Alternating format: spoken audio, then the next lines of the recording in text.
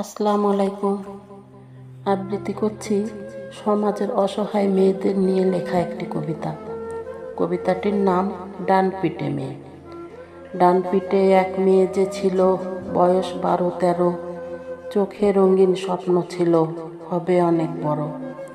ছোটবেলা থেকেই সে মেয়ে দুষ্ট ছিল বেশি, গাছে চড়া মাছ ধরাতে ছিল অনেক খুশি। লেখাপড়ায় ভালো ছিল, কত গুণ ছিল তার, বাবাকে সে করত সাহায্য, যেত হাট বাজার। এমনি করে দিন চলে যায়, যাক না চলে বেশ, হঠাৎ করে দুশ্মন আসে স্বপ্ন করতে শেষ।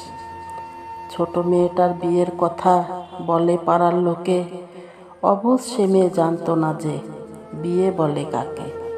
সে মেয়ে শুধু বুঝতে পারে, হয়ে গেলে বিয়ে নিজের বাড়ি ছাড়তে হবে অন্যের ঘরে গিয়ে।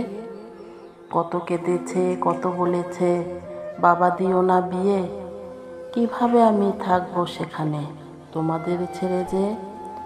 জন্ম মৃত্যু স্রষ্টার হাতে, সে কথা সত্য জেনে, নিরুপায় বাবা বিয়ে দেয় তাকে পাড়াপড়শির কথা মেনে।